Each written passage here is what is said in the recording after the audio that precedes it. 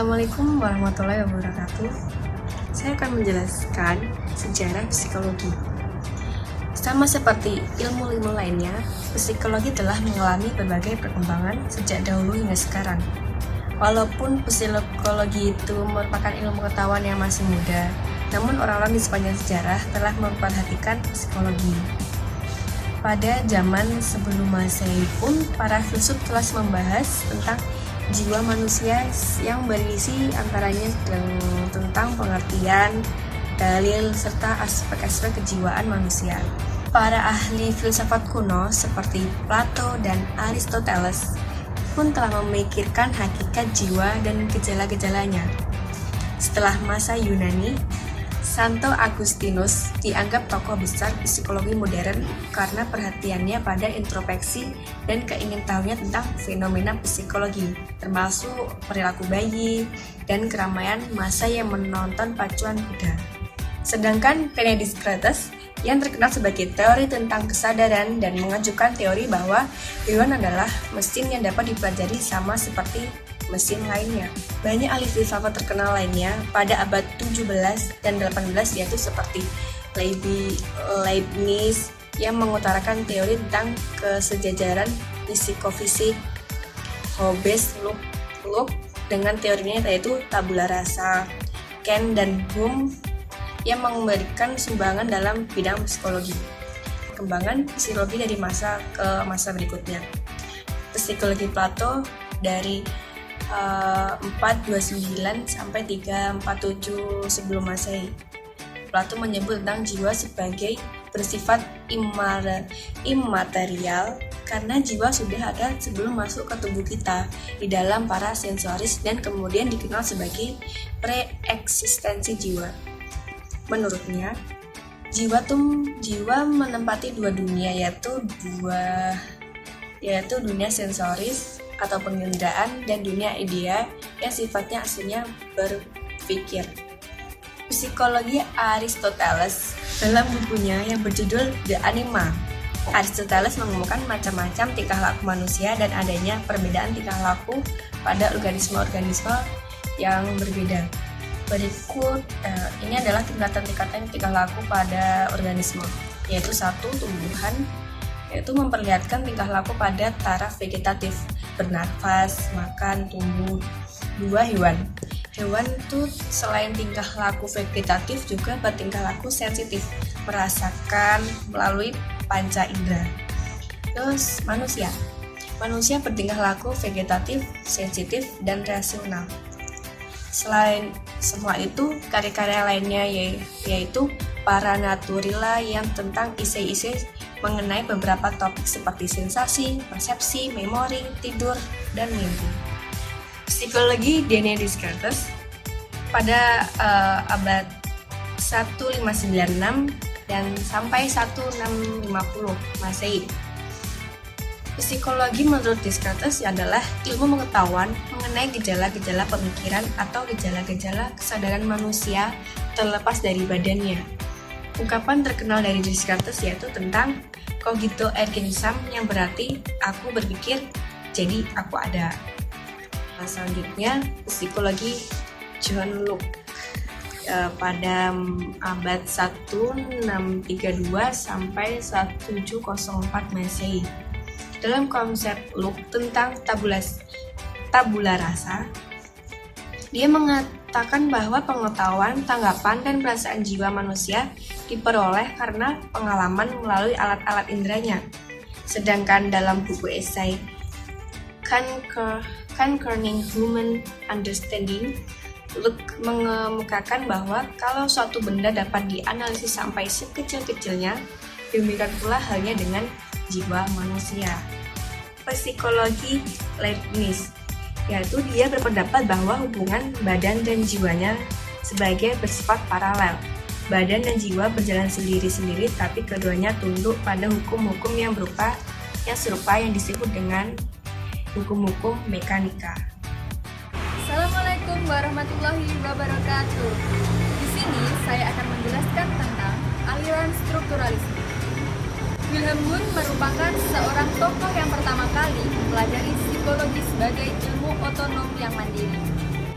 Wilhelm Wundt juga disebut sebagai bapak psikologi modern karena jasa beliau yang telah mendirikan laboratorium psikologi pertama dan berdirinya laboratorium tersebut sebagai titik tolak berdirinya psikologi sebagai ilmu pengetahuan yang terpisah dengan ilmu induknya, yaitu filsafat dan ilmu faal. Di dalam aliran strukturalisme membahas tentang kesadaran dan mental. Metode yang digunakan dalam strukturalisme adalah metode introspeksi atau mawas diri. Apa maksudnya?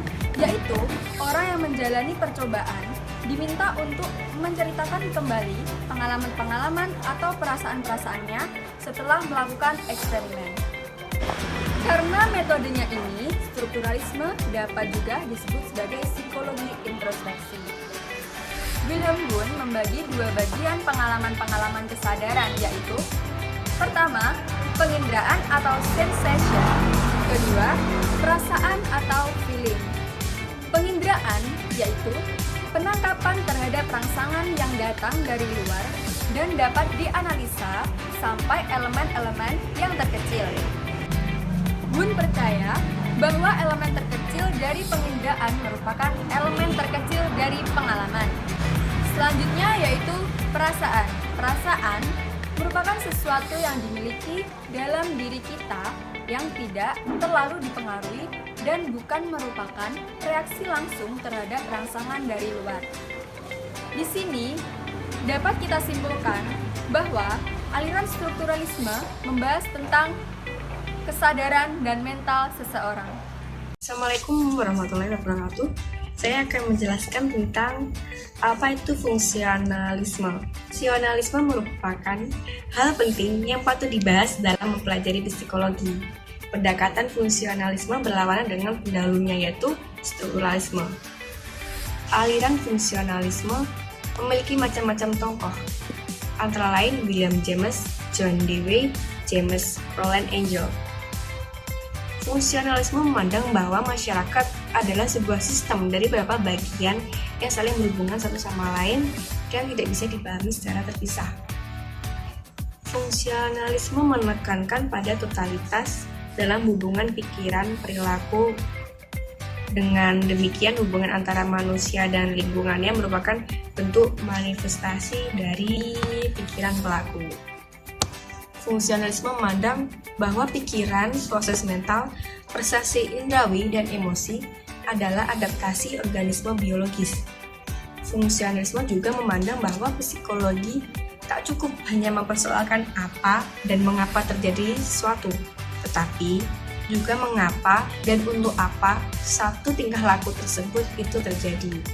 Intinya, aliran psikologi ini merupakan doktrin bahwa proses atau kesadaran seperti kehendak berpikir, beremosi, memersepsi, dan mengindrai adalah aktivitas-aktivitas atau operasi dalam sebuah organisme dalam kesalingan hubungan fisik dengan sebuah lingkungan fisik dan tidak dapat diberi eksistensi yang penting. Tokohnya yaitu nomor 1, William James. Menurut William James, psikologi tidak dapat membuktikan bebasnya kemauan. James merasa bahwa metode introspeksi dari strukturalisme terlalu membatasi. Untuk mengetahui bagaimana organisme beradaptasi dengan lingkungannya, pendukung fungsionalisis berpendapat bahwa data yang berasal dari introspeksi harus dilengkapi dengan observasi perilaku aktual, termasuk peneliti perilaku. Bersama dengan strukturalisme, fungsionalisme menganggap bahwa psikologi sebagai ilmu pengetahuan, pengalaman sadar, dan metode penelitian utama sebagai introspeksi. 2. James Roland Angel. Fungsionalisme adalah psikofisik, yaitu psikologi yang keseluruhan organisme yang terdiri dari atas jiwa dan badan. Oleh karena itu, ia menyangkut juga hal-hal yang dibalik kesadaran seperti kebiasaan, tingkah laku yang setengah disadari, dan sebagainya. 3. Johann Dewey.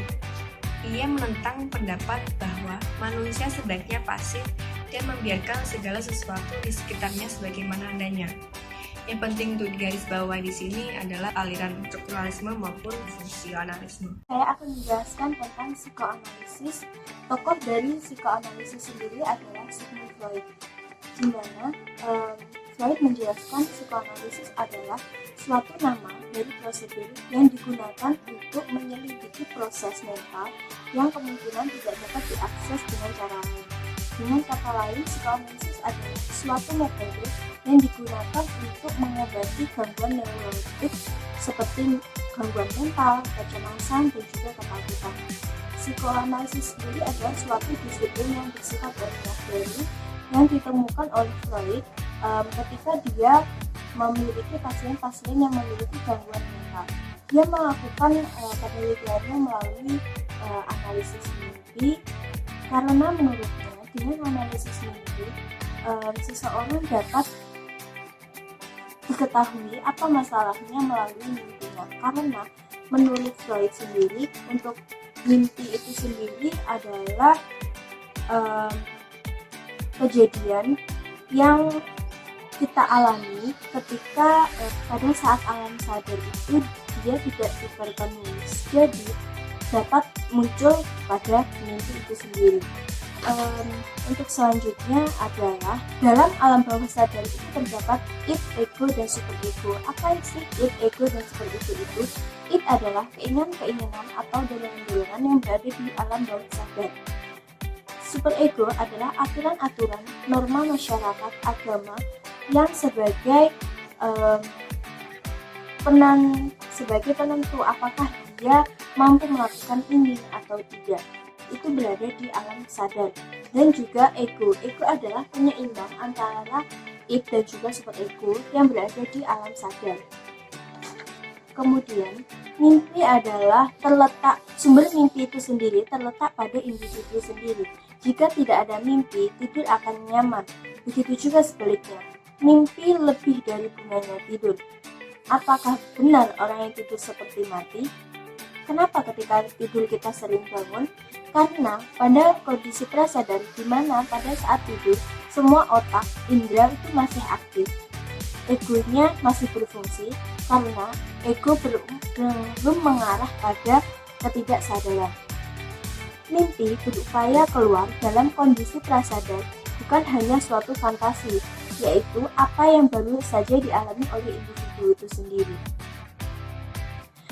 Sifat dari alam tak sadar atau memori adalah akan merekam dan menyimpan kejadian sehari-hari kita, sehingga simbol-simbol dalam mimpi menggambarkan dalam pikiran tidak sadar kita dengan dorongan-dorongan yang tidak terpuaskan. Sifat-sifat mimpi menurut Freud adalah dia memenuhi harapan-harapan seseorang yang tidak diinginkan di alam sadarnya. Menurut Freud, seseorang manusia itu terlalu menyepelekan mimpi. Padahal mimpi adalah kondisi bagaimana pikiran kita yang sebenarnya. Mimpi adalah penggambaran antara kondisi mental seseorang. Ketika ego lemah atau tidur, id lebih leluasa, sehingga terjadinya seperti mengigau, seperti mimpi, dan lain sebagainya. Bagaimana cara mengukur kecemasan? Cara mengukur kecemasan adalah psikoanalisis aliran yang tepat untuk menyembuhkan individu dari gangguan mental atau penyakit mental. Menurut Freud, ada beberapa tahapan-tahapan perkembangan seorang anak. Menurutnya, yang pertama adalah fase oral, yaitu ketika dia berumur 0 sampai 1 tahun. Di masa itu, seorang bayi itu memiliki tingkat kenikmatan itu terjadi pada mulut. Ketika dia mengunyah, menggigit, dan juga menghisap. Ketika ia melakukan minum air susu ibu atau minum ASI, dia akan mendapatkan kepuasan tersendiri karena dia merasa kalau dia disayangi, dia dikasihi seperti itu. Untuk yang fase kedua adalah fase anal, yaitu ketika umur 1-3 tahun, di mana letak kenikmatannya ada pada anus, yaitu itu terjadi pada saat seorang anak melakukan buang air besar, di mana pada fase anal ini adalah fase untuk mengajari tentang toilet training, kebersihan, dan sebagainya. Untuk mengajari menggambar, mengajari menggunakan alat tulis itu juga terjadi pada fase anal seperti ini. Fase ini tidak boleh terlalu mengekang anak untuk melakukan suatu hal dan juga tidak boleh terlalu diabaikan. Karena jika pada fase ini anak merasa kurang diperhatikan ataupun terasa diabaikan, maka akan berpengaruh pada fase-fase yang selanjutnya. Untuk yang selanjutnya adalah fase palik. Untuk fase palik sendiri terjadi pada usia 3-6 tahun. Dalam fase palik ini, letak kenikmatan ada pada alat kelamin, di mana ia mulai membedakan jenis kelamin. Dia sudah mulai membedakan, oh ini ayah, berarti ayah laki-laki, oh ini ibu berarti berbeda dengan saya ketika anak itu seorang laki-laki. Seorang anak ketika masa palik ini mulai menyukai lawan jenisnya. Menyukai dalam arti dia juga membedakan, dimana jika seorang anak laki-laki, dia akan membedakan, oh ibu saya berarti saya harus memiliki ibu saya. Ketika dia melihat ayahnya mendekati ibunya, maka ia akan membenci ayahnya, ia merasa iri dengan ayahnya, seperti itu. Dalam fase ini pun kita juga harus berhati-hati, karena kalau pada masa ini anak juga kurang perhatian dari orang tua, maka di fase-fase selanjutnya ia juga akan mengalami gangguan seperti itu. Untuk yang fase keempat adalah laten. Ini terjadi pada usia 6-12 tahun, di mana dia sudah mulai mengontrol emosinya, karena pada fase ini terjadi pada pembentukan seks dan juga sosial. Dia mulai berinteraksi dengan lingkungannya dan juga mulai mempelajari tentang sekolah, belajar, dan interaksi bersama teman-temannya. Ini terjadi pada usia anak sekolah dasar. Untuk yang selanjutnya adalah fase genital atau biasa terjadi pada usia 12 sampai usia dewasa, di mana ini sudah seksnya itu sudah lebih baik daripada masa palik, karena sudah memiliki kematangan fisiologis. Ini terjadi pada masa pubertas, yaitu usia SMP hingga dewasa, di mana pada usia ini letak kenikmatan ada pada alat kelamin, dan untuk laki-laki muncul sifat maskulin, dan untuk perempuan itu muncul sifat feminin. Sebenarnya teori psikoanalisis ini menurut para tokoh-tokoh lain adalah teori yang sangat kontroversial, karena Freud hanya mengemukakan lewat seksual saja.